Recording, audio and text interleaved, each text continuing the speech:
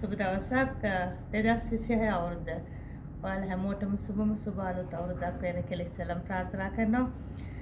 අද කතා කරන්න හිතුවේ ඇත්තටම කණ්ණාඩියක් ගන්න යන්න කලින් ඔයගොල්ලෝ මොනවද ටිකක් කල්පනාවෙන් හිතන්න ඕනේ දේවල් කියන එක.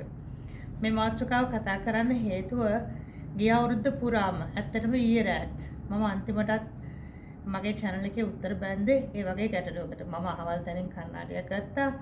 අහවල් lens එක දැම්මා. හැබැයි මම දාගෙන ඉන්නකොට මට දිගටම ඔලුවකක් එනවා. කරුණාකරලා මේකට මට උත්තරයක් දෙන්න. ඉතින් ඇත්තටම මම ඒ මැසේජ් එකටත් උත්තර දුන්නේ. මට ඒකට උත්තරයක් දෙන්න බෑ. මොකද්ද මම දෙන උත්තරේ? දැන් මේ S2 බැලුවෙත් මම නෙමෙයි. ඒ පරීක්ෂාව නිවැරදිව කරාද කියන්න මම දන්නෙත් නැහැ.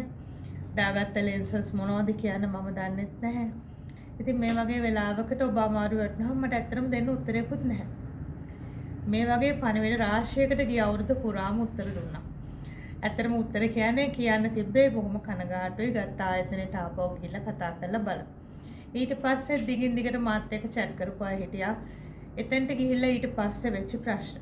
මොකද බොහෝ වෙලාවට ඒ වගේ ගැටලුවකට ඔබ මුහුණ දුන්නාට පස්සේ ඔබ යමක් මිලදී ගත්තට පස්සේ එතනින් පසු සේවාව සපයද්දී ඒ ආයතනයේ ඉදිරිපස්සේ ඉන්න සේවක පිරිස, ඒ කියන්නේ ෆ්‍රන්ට් ඔෆිස් එකේ ඔබ එක්ක වැඩ කරන පිරිස විශාල ගැටලු වලට මුහුණ දෙනවා.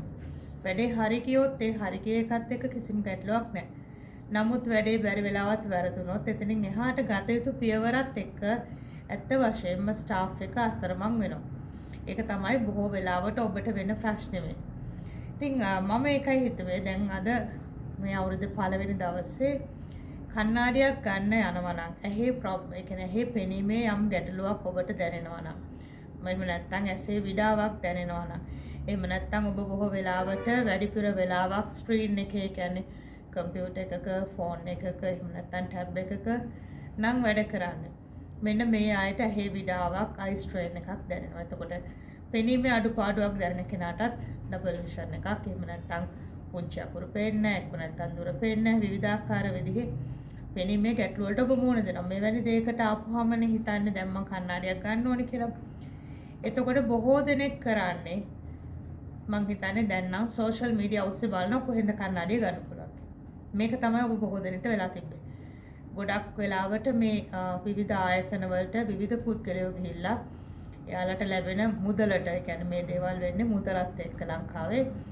එතකොට මට උනත් පුළුවන් මගේ ආයතනයට යම් කෙනෙක්ව ගෙනල්ලා මෙතන තමයි හොඳම දේ තියෙන්නේ, මෙතන තමයි වඩාත්ම ලස්සන දේ තියෙන්නේ, ඔබට සුරක්ෂිතව S2 පරීක්ෂා කරලා මෙන්න මෙතනින් ගන්න, මම මෙතනින් ගත්තාම එකක් ගත්තාම තව එකක් හම්බ වෙනවා වගේ විවිධ මාකටිං ටැක්ටික්ස් යූස් කරලා views ටික වැඩි කරලා ඉතින් YouTube හරහා, social media හරහා කියන තැනට තමයි බොහෝ වෙලාවට ඔබ යන්නේ.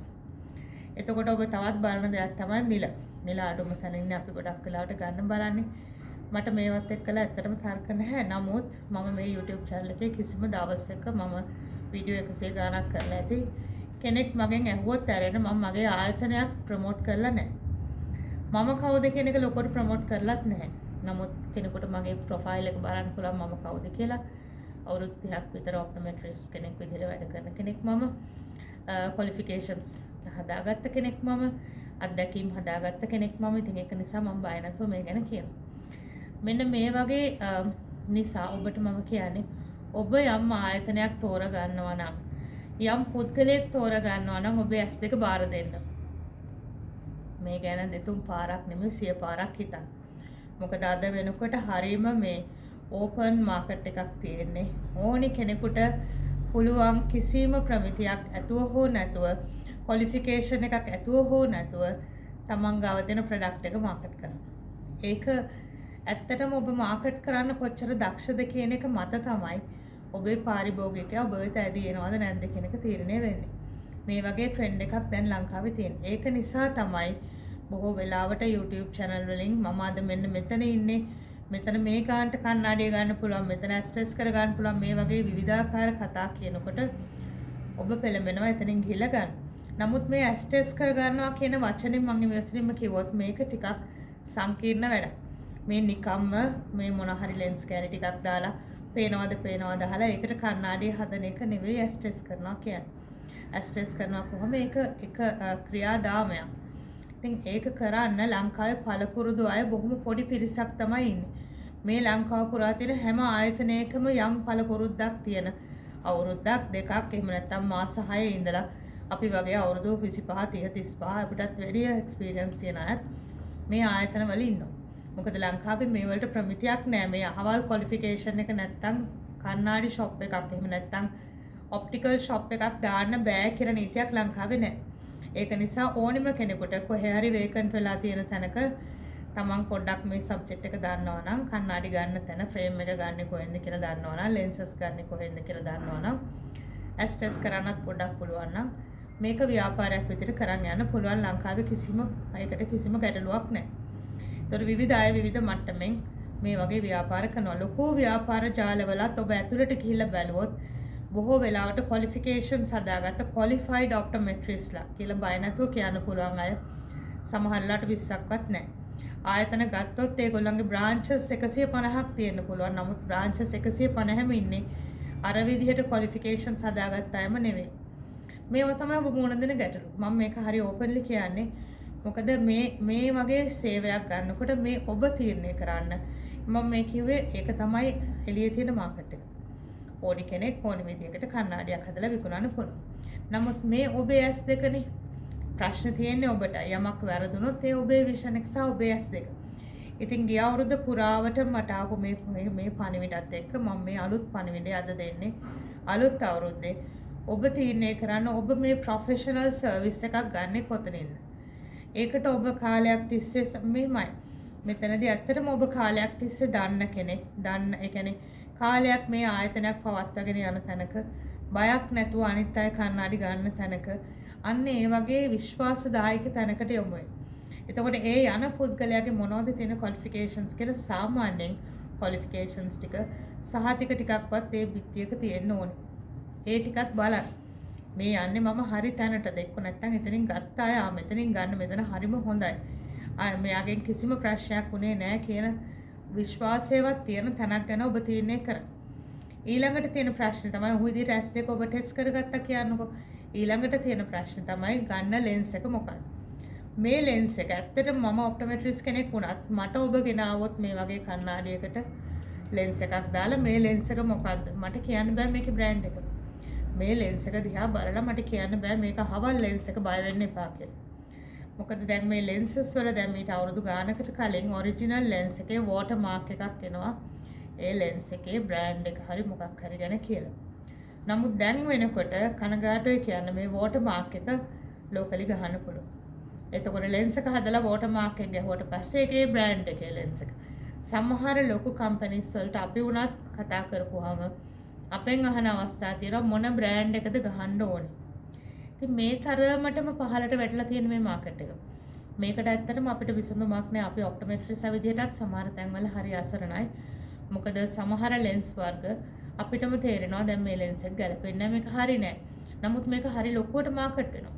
ඉතින් මේ වගේ දේවල් ඔබ ගත්තට පස්සේ තමයි ඔබට තේරෙන්නේ. දැන් මාත් එක්ක ඊයේ කතා කරපු මහත්මයා අන්තිමට මේ 31st night කතා කරපු මහත්මයා කිව්වේ මං ගත්ත අහවල් තැනින් ඒ ගත්ත දවසේ පොදු තරකයක් කිව්වේ මම මෙන්න මේ අහවල් YouTube එක බලලා මං අහවල් තැනට ගියා. එයාලා කියනවා මෙච්චර ලාභයට ගන්න පුළුවන් මේ විදිහට ගත්තා. හැබැයි ඒක මං වචනෙම කියන බ්ලූ කට් ලෙන්සස් කියලා මං දාගත්ත වෙලේ ඉඳලා මට ඔළුව රිදෙනවා. මට හරි අමාරුයි. දැන් මම මොකද කරන්නේ? ඇත්තටම දැන් මේකට මං කොහෙන්ද විසඳන්නේ කියලා මට තේරුණෙත් නැහැ. මේ ලෙන්ස් එක ඔරිජිනලි බ්ලූ කට් කියන එකමද? ඒ පවර් එක ඔබට ගැලපෙනවද? ඇස් එක ඔබේ ඇස් දෙක ටෙස්ට් කරේ නිවැරදි දෘෂ්ටි කියන්නේ ක්වොලිෆිකේෂන් එකක් තියෙන ඔප්ටොමෙට්‍රිස් කෙනෙක්ද? එයාගේ එක්ස්පීරියන්ස් උත් මට වෙනවනේ. දැන් සමහරක් වෙලාවට අපි කොච්චර කිව්වත් ඔප්ටොමෙට්‍රිස් කෙනෙක් කියන කෙනා අවුරුද්දකින් මේ කියන්නේ යම් කාලයක් ඇතුළත ඉගෙන ගත්තට පස්සේ යාට ඔප්ටොමෙට්‍රිස් කියන ලේබල් එක එනවා. මේ ලේබල් එක ආව පළියට මෙයාගේ අත්දැකීම් ටික ඒකත් එක්කලා එකතු වෙන්නේ නැහනේ.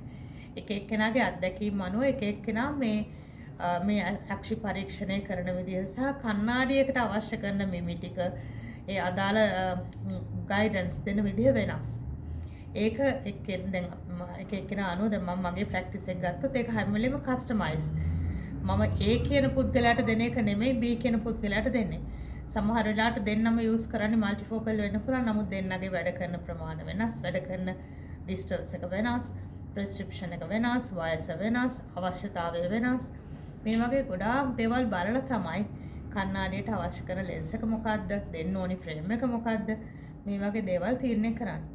ෆයිනලි අපි කරන ටෙස්ට් එක අනුව ඒ රිපෝට් එක අනුව ගැලපෙන්නේ වඩාත් මොන ෆ්‍රේම් එකද, මොන ලෙන්ස් එකද, ඔය වගේ ගොඩාක් ඒරියාස් බලලා තමයි ක්වොලිෆිකේෂන්ස් තියෙන පළපුරුදුකම් තියෙන ඔප්ටෝමෙට්‍රිස් කෙනෙක් ඔබේ ඇහැට අවශ්‍ය දේ ඩිසයින් කරන්න. ඉතින් එහෙම නැති තැනකින් ඔබ ලාභය බලලා අරගත්තට පස්සේ මේ වගේ ප්‍රශ්න වලට ඔබ මුහුණ දෙනකොට ඇත්ත වශයෙන්ම අපිටත් දෙන්න උත්තරයක් නැහැ. ඒක නිසායි මම මේ 2026 අලුත් අවුරුදු පටන් ගත්ත දවසේ හිතුවේ මේ ගැන ඔබ දැනුවත් කරවන්න ඕනි කියලා. විශේෂයෙන් ඔබේ S2 බාර දෙන්නේ කාටද, කොයි ආයතනයටද කියන එක තියෙන ඔබ අතේ. මාකටිං ටැක්ටික්ස් වලට අහු වෙලා අහවල් දේ මම අච්චර වියදම් කරලා දැන් අතට මේ ගොඩාක් මට කතා කරපුවා සෑහෙන ලොකු ගාණක් වියදම් කරලා තිබ්බ කන්නාඩි වලට. ඉතින් එතකොට ඔබට නිවැරදි ආයතනයකට ආවට පස්සේ වියදම් කරන්න මුදලුත් නැහැ.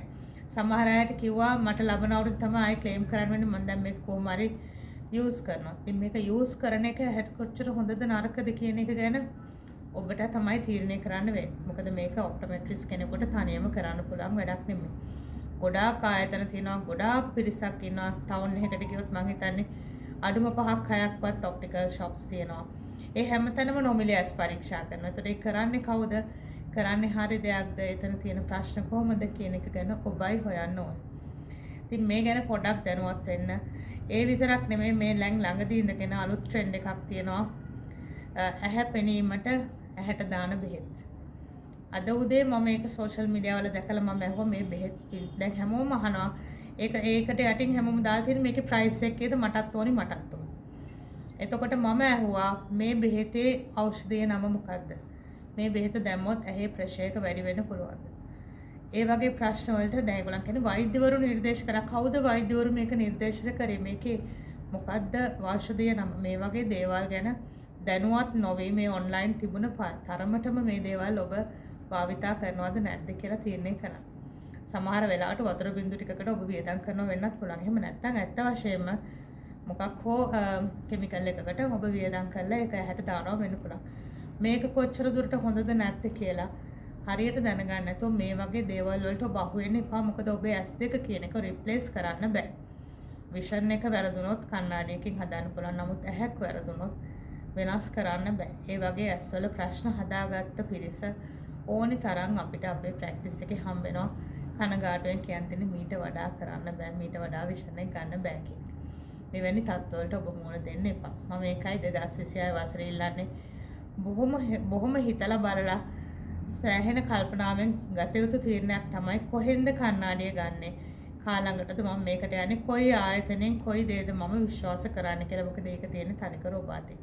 බොහොම ස්තුතියි. ආයෙත් හම්බෙමු අලුත් වීඩියෝ එකකින්.